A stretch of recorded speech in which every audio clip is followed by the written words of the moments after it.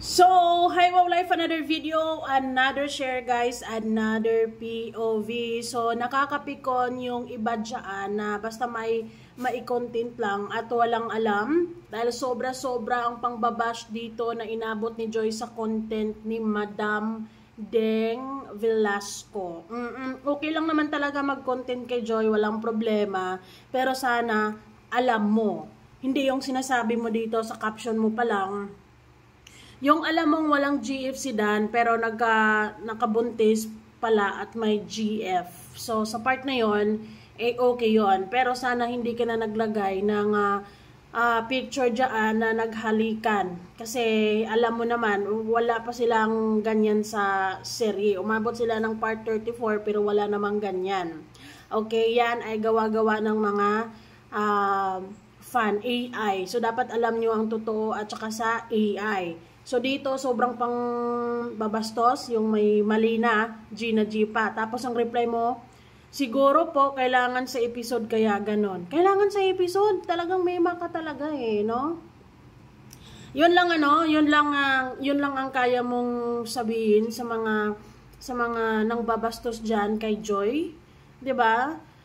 Sobra-sobra yung mga pinagsasabi ng iba diyan kay Joy, na kung tutuusin ay yung picture dyan na nilagyan ko ng angry emoji ay hindi nangyari yan from 1 to 34. Walang ganong episode. Ay actually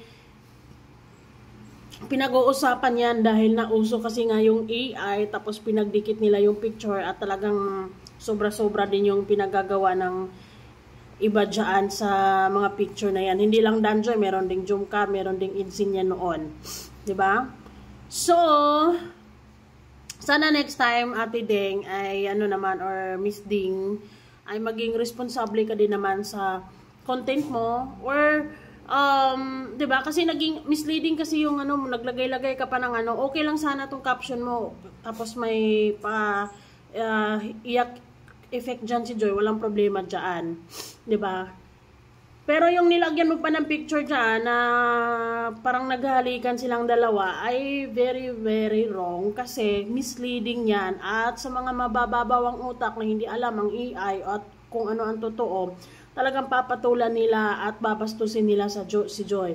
At kasalanan mo yan dahil wala ka man lang pin message para sa lahat, para i-warning na hindi yan totoo.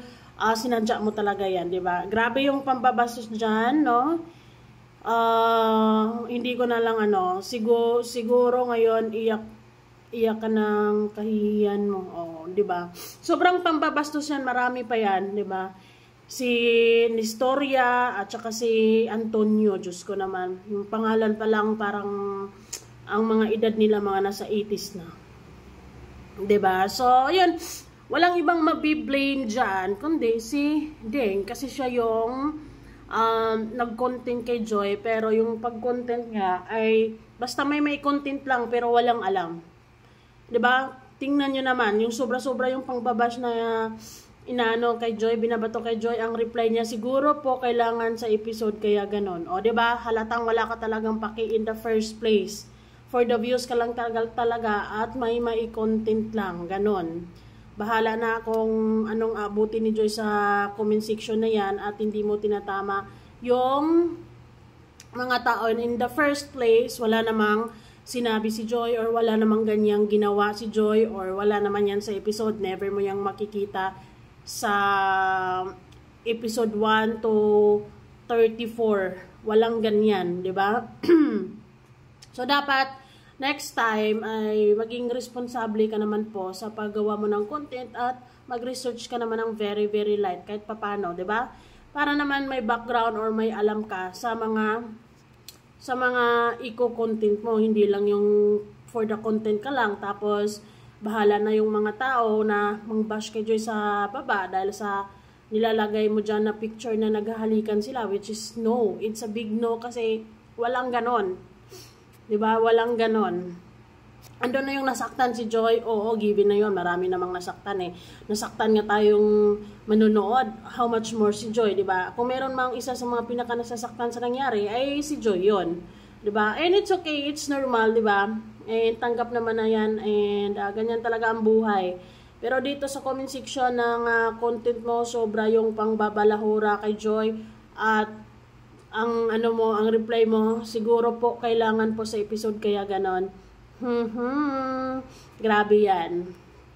Yung mga viewers mo na kulang sa pansin, yung mga nagko-comment sa'yo na walang modo, kung ano-ano, parang hindi dumaan sa malaplapan din siguro, di ba? Kung siguro nagkaanak naman tong mga to, may mga apo na dumaan din sila sa mga matitinding laplapan talaga. Pero wala namang ganon si Joy. Ang ibiblim lang talaga dyan, ikaw. Kasi ikaw yung punot dulo dyan Nilalagay mo pa kasi yung picture ni, or baka basher ka ni Joy in the first place. Kasi bakit yung mga viewers mo ganyan ka G na G kay Joy, para silang mga pinagkukurot, 'di ba? Para silang mga pinag-aagawan ng lollipop, 'di ba? Ganyan yung pinagsasabi nila kay Joy, at ang sasabihin mo siguro kailangan pa ng episode. Hindi mo alam kung anong AI at sa totoo, 'di ba? Siguro naman 2025 na, aware naman tayo na may AI, at basta pagtabihin lang yung picture at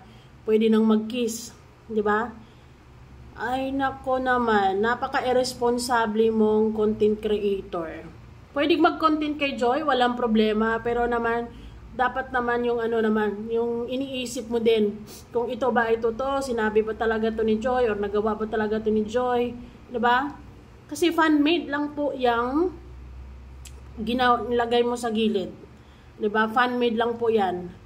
May makalang din So, sobrang pambabastos ng mga viewers mo dyan, ng mga commenters mo dyan sa baba, knowing na walang kagagawa or hindi kagagawan niya ni Joy. Kung kagagawan talaga ni Joy yan, ay hindi ko naman sila masisisi, di ba? Pero wala kasing ganon, kaya hindi pwedeng ganyan.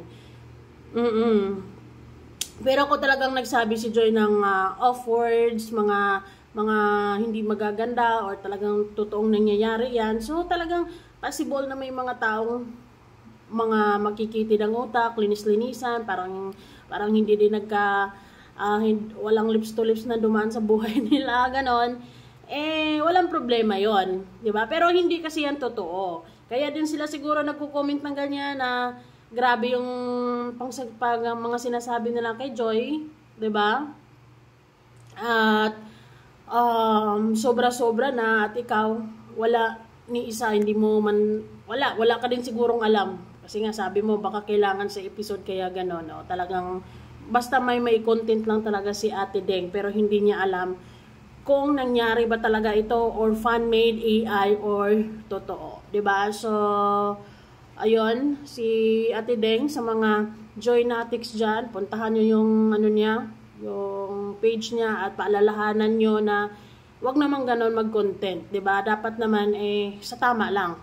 Sa sa katotohanan lang. Wag labis, wag kulang. Yung basta sa tama lang. 'Di ba? Kasi misleading po yung content niya. Nilalagyan niya ng picture na naghahalikan yung dalawa. Puti kung totoo, pero hindi naman kasi fan-made kasi 'yan, 'di ba? So, next time, be responsible and mag-research ng kaunti bago mag-content, para naman ay may alam ka din, 'di ba? Para naman may pagtanggol mo din yung content mo. Pero siguro si Ate Ding ay tamang lang, content lang, at bahala na kayo diyan. Anyways, that's it.